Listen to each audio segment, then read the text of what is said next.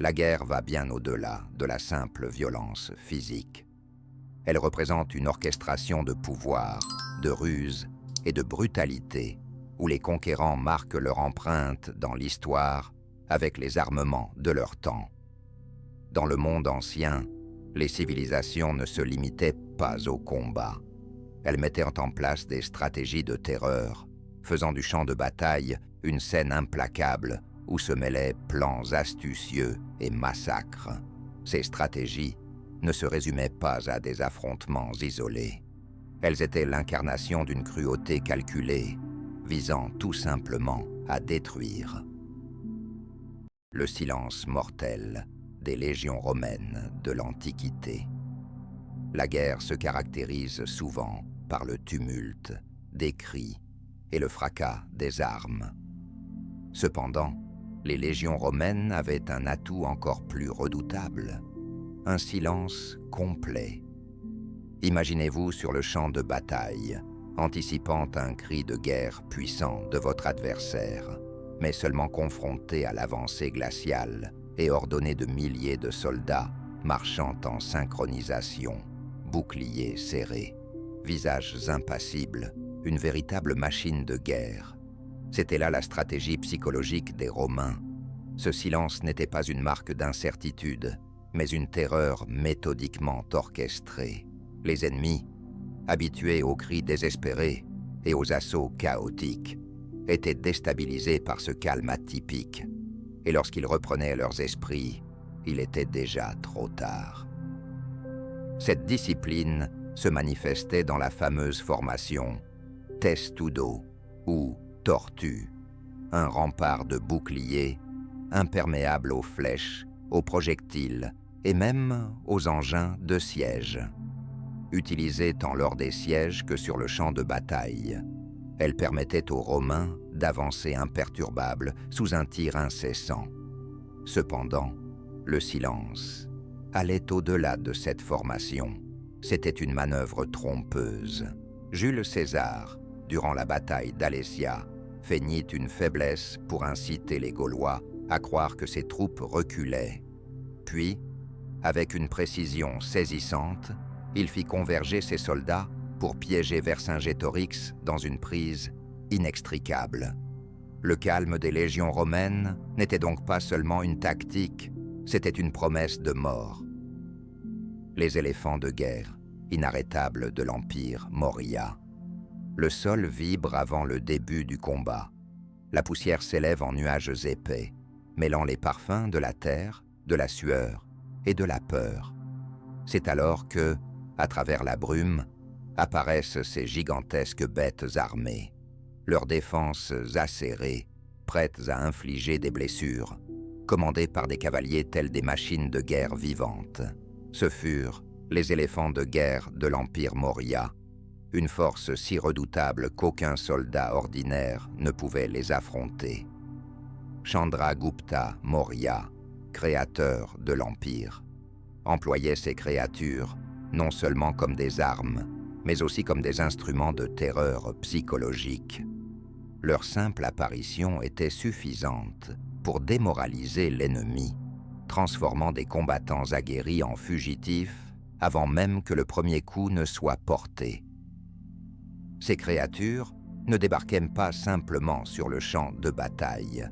Elles étaient entraînées avec une remarquable précision, faisant preuve d'une discipline équivalente à celle des armées humaines. L'Arthashastra, rédigé par Kautilya, conseiller principal de Chandragupta, décrivait en détail leurs soins, depuis leur régime alimentaire jusqu'à leur tactique de combat. Les éléphants de guerre étaient entraînés à charger directement les lignes ennemies, piétinant les soldats, dispersant la cavalerie et brisant les formations grâce à leur seule puissance. Lors de la bataille de l'Hydaspe, le roi Porus d'Inde déploya ses éléphants de façon magistrale contre Alexandre le Grand, établissant une forteresse vivante qui faisait face à la phalange macédonienne. Bien qu'Alexandre ait remporté la victoire, ses troupes gardèrent en mémoire l'effroi d'affronter un adversaire que ni bouclier ni épée ne pouvaient arrêter. En fin de compte, la véritable force des éléphants de guerre Morias résidait non seulement dans leur taille et leur puissance, mais aussi dans leur aptitude à changer le cours de l'histoire d'un seul élan dévastateur.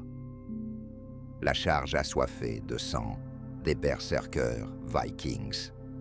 Il n'y avait ni formation, ni stratégie, uniquement une fureur sauvage et implacable.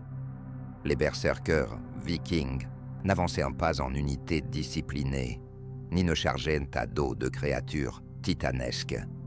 Ils se précipitaient sur le champ de bataille, tel un phénomène naturel, hurlant et fous de rage, leurs yeux dénués de toute raison, arborant des peaux d'animaux, des peaux d'ours pour les berserkirs et des fourrures de loup pour les ulfednar. Ils semblaient davantage des bêtes que des hommes. La mort ne les effrayait pas. Ils l'appelaient, chargeant dans les lignes adverses avec une témérité suicidaire, brandissant haches et épées avec une force terrifiante. Face à eux, il n'y avait place pour le courage, uniquement pour la survie. Cette folie guerrière était précédée par une préparation minutieuse. Avant le combat, les berserkers s'engageaient dans des rites rituels, souvent agrémentés de chants, de tambours et possiblement de substances hallucinogènes pour attiser leur soif de sang. Certaines sources indiquent qu'ils consommaient des champignons amanites tue-mouches ou de l'alcool mélangé à de la jusquiame, les plongeant dans un état de transe où la douleur devenait insignifiante et l'épuisement inexistant. Ce qu'ils vivaient n'était pas simplement du combat, c'était une véritable transformation.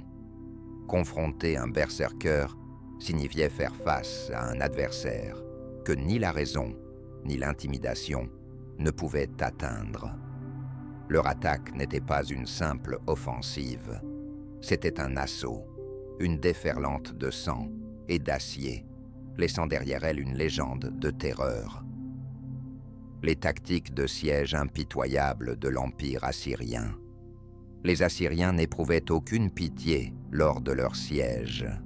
Leur machine de guerre ne visait pas seulement la conquête, mais également l'extermination.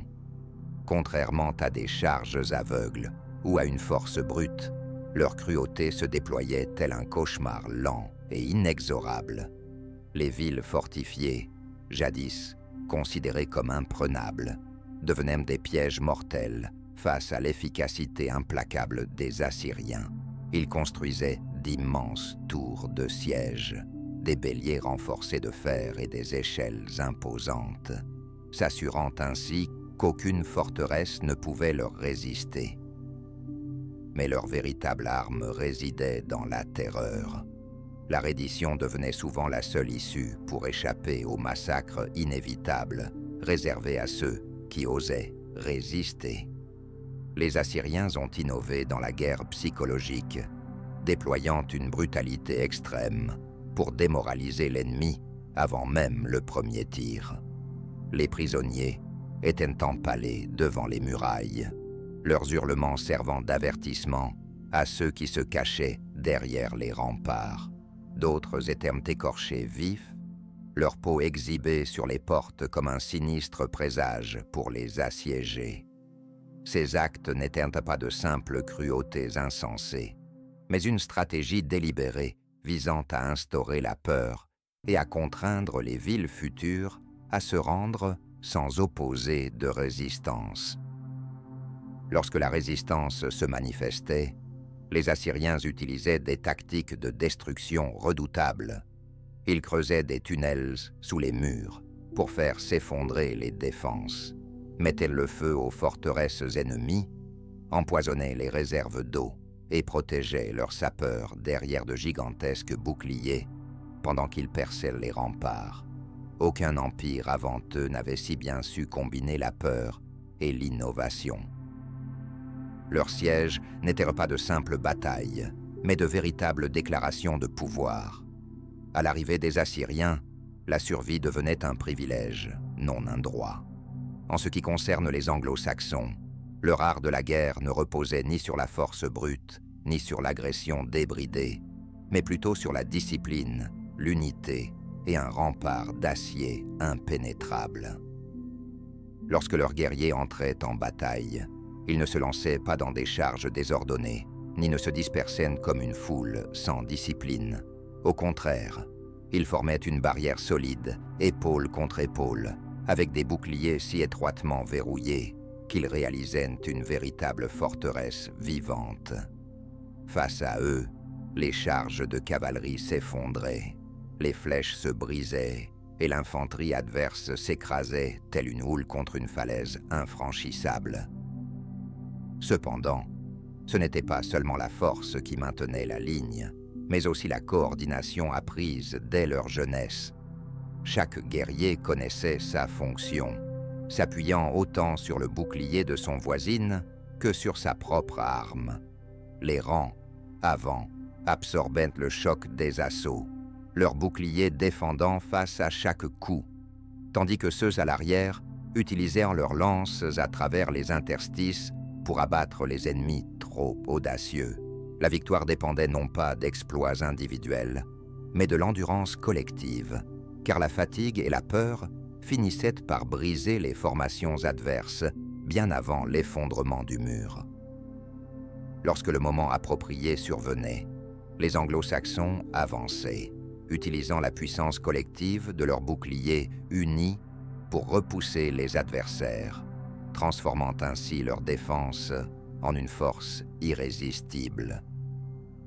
Franchir ce mur de boucliers équivalait à anéantir l'armée tout entière. Mais comme l'histoire l'a montré, cela relevait plus du souhait que de la réalité. Les archers cavaliers des hordes mongoles, redoutables par leur vitesse, investissaient le champ de bataille avec une précision mortelle. Ils ne s'appuyaient ni sur de grands remparts, ni sur des armures lourdes, mais combattaient tels des spectres, apparaissant et disparaissant, avant que leurs ennemis n'aient le temps de réagir. Les affronter, c'était se mesurer au vent lui-même. Ils tiraient à distance, leurs arcs composites libérant une rafale de flèches d'une précision redoutable. Chaque tir effectué en pleine course, sans jamais ralentir. Contrairement aux cavaliers encombrés par leurs armures pesantes, les Mongols se déplaçaient en tels des ombres sur le champ de bataille, mettant à profit des tactiques affinées au fil des générations de conflits sur les steppes eurasiennes. Lors de la bataille de la rivière Kalka, ils entraînèrent les troupes de la Rousse de Kiev dans une poursuite désastreuse avant de les encercler et de les anéantir. Les Mongols ne respectaient ni l'honorabilité ni les règles de leurs opposants. Ils menaient la guerre selon leurs propres principes, et lorsqu'enfin leurs ennemis s'en rendaient compte, il était déjà trop tard. La guerre représente l'ultime épreuve de l'ingéniosité et de la brutalité humaine. Au fil de l'histoire, le champ de bataille a témoigné d'un combat où les civilisations pouvaient accéder à la domination ou tomber dans l'oubli. Les tactiques les plus cruelles ne provenaient pas uniquement d'une soif de violence, mais d'une stratégie réfléchie, d'une discipline rigoureuse et d'une compréhension approfondie de la peur. Ces méthodes dépassaient le cadre des simples outils militaires. Elles ont façonné des empires, redéfini le pouvoir et laissé des empreintes indélébiles dans l'histoire. L'écho de ces anciennes batailles persiste encore aujourd'hui, rappelant que la guerre n'est pas seulement synonyme de destruction, mais de transformation.